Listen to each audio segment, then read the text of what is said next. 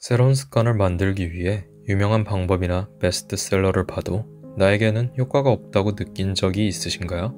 저도 그런 경험이 많습니다. 다행히 지금은 그 차이가 어디에서 생기는지 알게 되었죠. 잘 되는 사람과 힘들게 노력만 하다가 포기하는 사람의 차이는 바로 여기에 있었어요. 이전 영상에서 제가 목표를 도전과제처럼 만들고 통제감에 집중하라는 말씀 드렸는데요.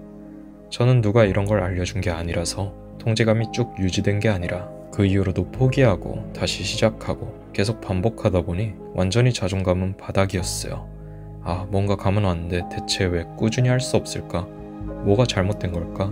저는 스스로 질문하기 시작했습니다. 그리고 깨달았죠. 계속 포기하게 되는 이유는 그곳에 나가 없었기 때문이었습니다. 같은 게 안정적이다는 본능 때문에 사람은 계속 같은 것을 찾아요. 예를 들면 처음 만난 사람끼리는 공통점을 찾으며 대화를 나누죠. 너도 영화 좋아해? 와, 우리 잘 통하네? 이런 것처럼요. 그런데 또 대화를 하다 보면 다른 게 보이기도 합니다. 나는 로맨스를 좋아하는데 너는 스릴러를 좋아하는구나. 이런 다른 것이 보이기 시작하죠. 이런 다름을 아는 게 저는 정말 중요하다고 생각하는데 이 다름은 같은 것만 보는 사람에게 잘 보이지 않습니다. 그래서 대표적으로 저는 MBTI를 좋아하지 않아요. 재미로만 봐야 하는데 가끔 과몰입해서 넌 MBTI가 이거니까 이래야 돼. 단정 짓는 분들도 있더라고요. 사실 저는 측정할 때마다 다르게 나오는 걸 보면서 이거 그냥 혈액형별 성격이랑 똑같은 거구나 느꼈습니다. 잠깐의 스몰 토크는 될 수 있어도 진지하게 생각할 것은 아닌데 이런 것들 때문에 내 진심을 알기가 더 어려워졌다고 생각해요. 가끔은 그 공감대에 들어가려고 아니어도 맞는 척 하다가 나도 모르게 되어버리니까요. 이런 상태에서 벗어나 그동안 무의식적으로 외면했던 내가 진짜 좋아하는 것을 찾으려면 또 그것을 이용해 할 일을 꾸준히 해내려면 다른 점으로 시선을 돌려야죠. 그래서 제가 생각하는 가장 중요한 것은 기록과 측정 그리고 피드백이라고 말하고 싶습니다. 이게 오늘 영상의 핵심이에요. 기록 간단하게 하면 됩니다. 저는 처음에 시간마다 한 일을 모두 적었어요.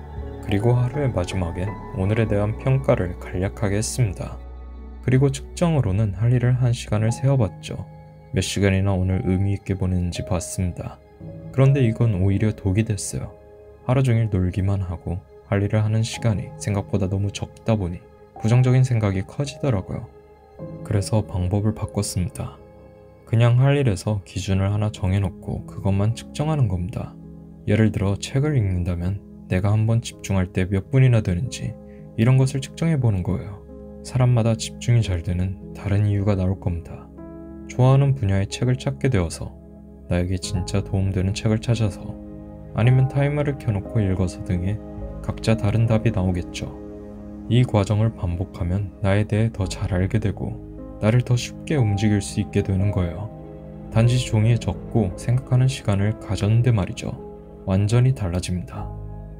오늘 영상을 보면서 알겠는데 그렇게 하기 좀 귀찮네 생각하실 수도 있지만 모든 전문가가 하나같이 변화하려면 자기 생각을 관찰하는 시간을 가지라고 말합니다. 특히 한 전문가의 멋진 비유가 생각나는데 사람은 제트기와 같다고 말합니다. 조종할 줄 모르면 출발도 못하지만 조종하는 법만 배우면 순식간에 날아간다고 말이죠. 저도 이 비유가 참 적절하다고 생각합니다. 자신을 변화시키려는데 자신을 모르고서는 변화할 수 없는 거니까요. 이게 정말 결정적인 차이라고 생각해요. 억지로 하는 일들은 절대 꾸준히 해낼 수 없습니다. 내가 그걸 원하지 않으니까요. 다시 말하면 남들이 알려주는 방법만 따라해서는 절대 진정한 변화가 일어날 수 없는 거죠. 그 과정 속에서 나는 어떻게 해야지 생각해보는 사람은 변합니다. 전 영상에서는 가볍게 도전과제처럼 할 일을 하자 말씀드렸는데 이제 기록과 측정, 피드백까지 한다면 모든 상황과 감정들이 나를 알게 되는 기회가 됩니다. 비가 와서, 눈이 와서 하기 싫은 날 나는 왜 하기 싫지? 질문해보고 정말 할 때 효율이 떨어지는지 측정도 해보고 이래서 잘 되는구나, 안 되는구나 피드백도 해보는 이런 과정 자체가 저는 정말 재밌다고 생각해요. 그리고 정말 빠르게 변할 겁니다. 왜냐하면 이젠 이런 다름을 즐길 수 있는 사람이 되기 때문이죠. 이전에는 비가 와서 싫어. 오늘 좀 피곤하네. 쉬어야겠다. 이랬던 생각이 오늘은 비가 오네. 오늘 같은 날에 해보면 어떨까? 피곤한데 오늘 하면 잘 안 될까? 오히려 잘 될 수도 있지 않을까? 이런 생각으로 바뀌니까요. 그런 변화와 자신에 대한 알미, 새로운 길을 보여줘요. 나는 이런 방법을 써야 꾸준히 할 수 있는 사람이구나. 그게 보이기 시작합니다. 다른 사람들이 좋다고 하는 알지도 못하는 길 말고 내가 가장 잘 아는 인생의 지름길이 생기는 거죠. 뭘 해도 이젠 꾸준히 하고 재밌게 해낼 수 있게 되니까요. 알면 알수록 즐거운 일이 삶의 모든 측면에서 일어납니다. 지금은 상상하지도 못할 그런 경험을 계속하게 되고 하루하루가 너무 즐거울 거예요. 물론 처음엔 적는 것도 어색하고 진짜 내가 이런 걸로 변할까? 의심도 들 겁니다. 하지만 오늘 알려드린 내용들 천천히 하나씩 꼭 실천해보세요. 무조건 달라집니다. 제가 증명합니다.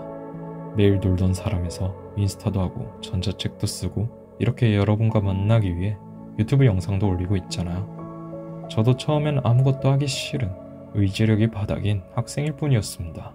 이 방법을 통해 천천히 변하기 시작했고요. 자기계발은 어렵고 복잡한 게 없어요.